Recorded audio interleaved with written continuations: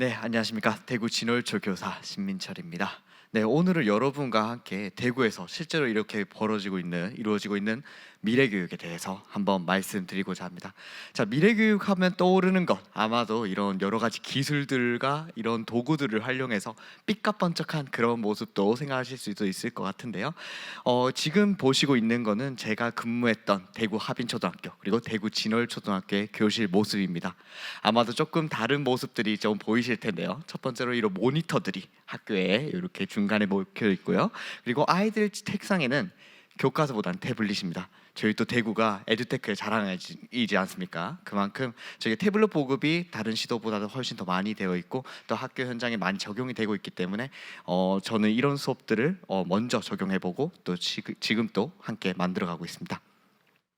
하지만 이런 미래 학교의 본질에 대해서 한번 이야기를 나눠볼 필요도 있는데요. 그 미래 학교의 본질, 바로 교육이라고 볼 수가 있겠습니다. 자, 제가 두 가지 알약을 준비했습니다. 바로 이 생각한 나이 그리고 정답을 잘 찾는 아이를 키울 수 있는 알약이 있습니다. 학부모님들 댓글로 한번 남겨주세요. 어떤 알약을 선택하시겠습니까? 네, 올해 이 노래가 나온 지 26년이 되었습니다. 바로 서태지의 교실이래야 합니다.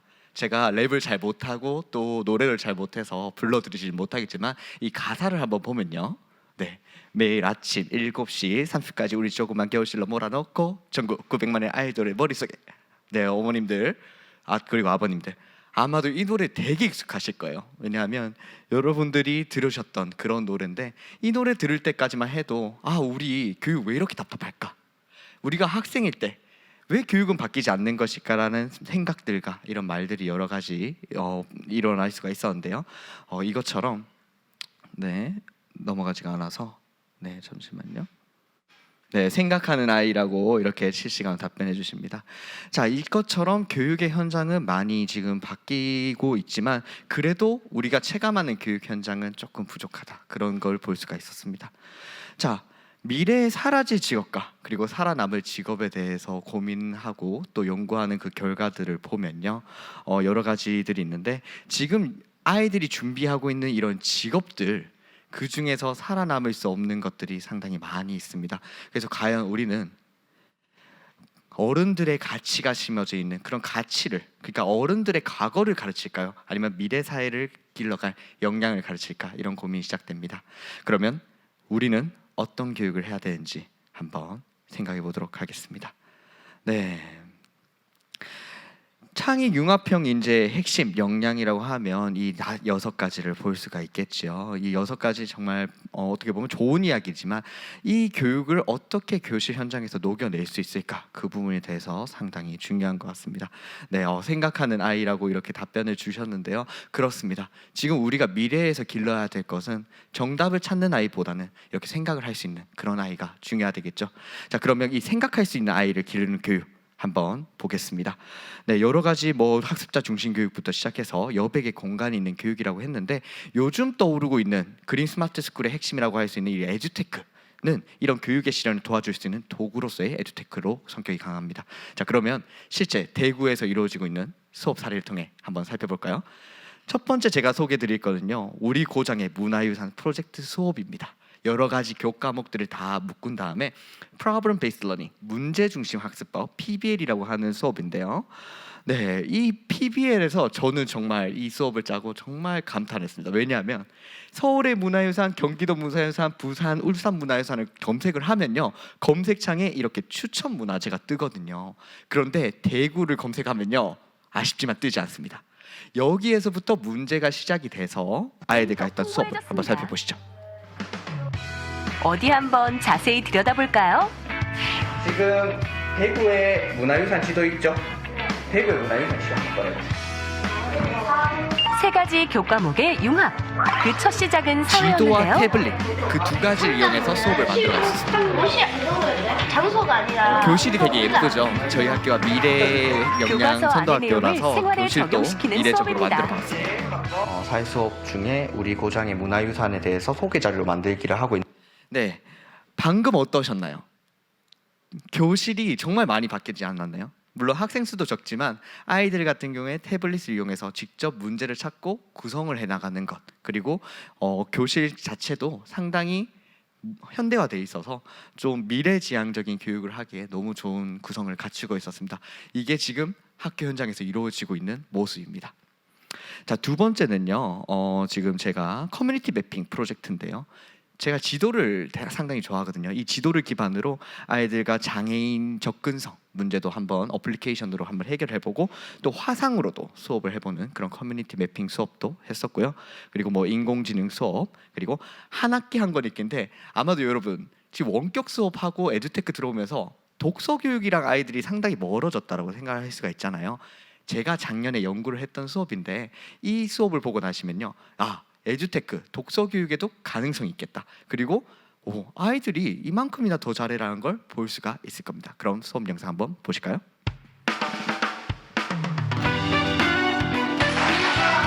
다른 학교랑 화상으로 연결해서 같이 수업을 진행하는 겁니다.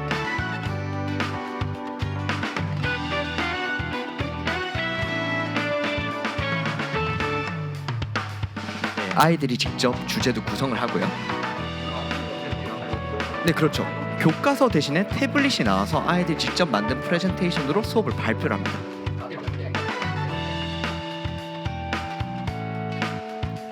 너무 자연스럽게 하죠. 이 아이들 같은 경우에는요, 태블릿만 있다면 어떤 것도 가능합니다.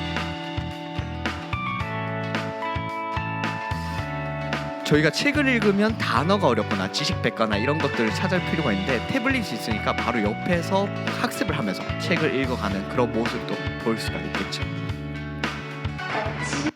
자, 방금 모습을 봤는데요. 이 수업이 바로 작년에 이루어진 수업입니다. 중요한 건요, 어떤 수업을 할까가 더 중요한데 그 수업을 제가 머릿속에 디자인했던 그 수업을 조금 더 실현 가능하게 했던 게 바로 태블릿입니다. 근데 정말 좋은 점은요, 이 태블릿이 학교 현장에 매우 많이 보급이 되어 있거든요. 그리고 저희가 지금 교육부도 그렇고 대구광역시 교육청도 그렇고 이 태블릿을 보급을 해서 학생들이 이런 스마트한 수업을 하는 것, 지금 많은 것들이 보급이 되고 있으니까요. 아마 우리 학교도 과연 이런 걸 하고 있을까? 곧 될 거라고 저는 이렇게 생각을 하고 있습니다. 자, 많은 분들이 코로나19로 인한 원격 수업, 교육을 망가뜨렸다. 과연 미래 교육도 코로나19와 공존할 수 있을까라는 생각을 하시는데요.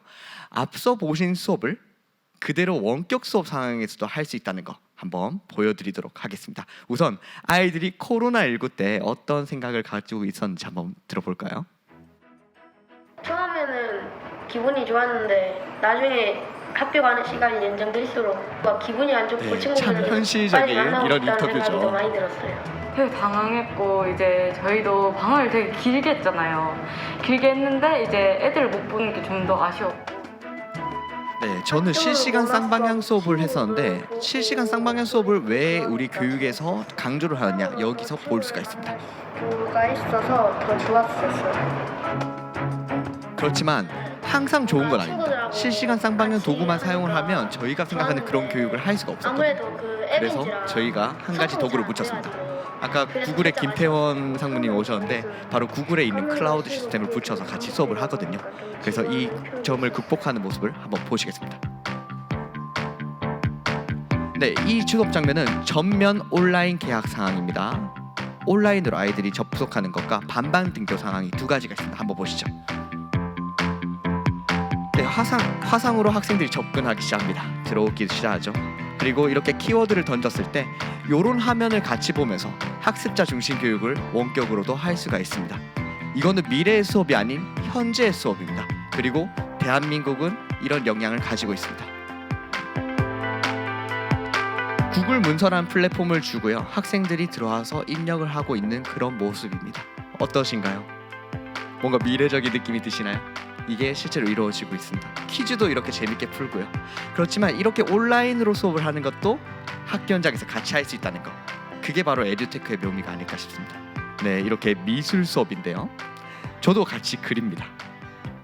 네, 같이 그리고 학생들의 작업 활동도 화상으로도 확인을 하고요. 그리고 또 이렇게 아이들의 과정을 보면서 실시간 피드백을 주는 모습, 이것도 가능합니다. 이렇게 가능한 이유가 저희가 대구 같은 경우에는 미리 수요 조사를 한 다음에 학생들에게 태블릿을 나누어 주었습니다. 그래서 이런 원격 상황에서도 빨리 대처를 해서 아이들이 집에서도 실제 수업을 받듯이 해볼 수가 있었던 거죠. 네, 아이들이 직접 작품 활동하고 있는 모습입니다. 그래서 저는 피드백을 주는 거죠. 이런 공간과 시간의 제약이 없이 할 수 있다는 거, 그게 바로 미래교육이고요. 이거는 반반 등교입니다. 반 틈은 학생들이 학교에 있어요. 그리고 반 틈은 온라인으로 수업을 합니다. 어떠신가요? 신기하죠? 똑같은 수업과 똑같은 수업 방법으로 똑같이 적용을 했는데 아이들이 똑같은 수업 효과를 가져올 수가 있었습니다. 네, 이게 바로 저희가 에듀테크를 적극적으로 도입을 해야 되는 그 이유 중에 하나입니다. 그럼 발표는 어떨까요? 교실에서도 한번 발표하고 화상으로도 한번 발표합니다.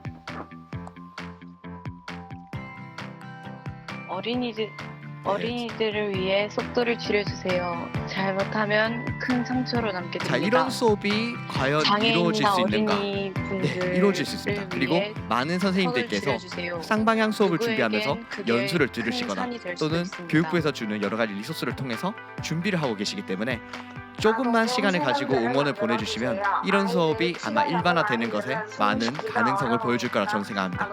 생명들을 만들어주세요. 네, 수학 수업도 한번 볼까요? 네, 이렇게 전자칠판으로 같이 화상으로 이렇게 공유를 하기도 하고요. 그리고 또 수학적 의사소통을 위해서 문서로 같이 남기는 이런 활동도 하고 있습니다. 네, 어떠신가요? 아이들이 직접 문제를 만드는데 온라인 도구를 활용을 했습니다. 그리고 이 장면은요, 학습자의 데이터를 분석해서 맞춤형으로 피드백을 주는 겁니다. 아이들이 학습을 하고 나면 데이터가 남아요. 이제는 그 데이터를 분석해서 인공지능과 함께 제가 동시에 지도를 하는 겁니다. 미래 사회인 것 같은데 이런 것들이 현실로 이루어지고 있습니다. 자, 그러면 포스트 코로나 때의 교육에 대해서 저희가 고민을 해볼 필요가 있습니다. 공간도 중요하고 여러 가지가 중요하고 하지만 저는 포스트 코로나 시대 때 인공지능이라든지 이런 부분도 상당히 중요하다고 생각합니다.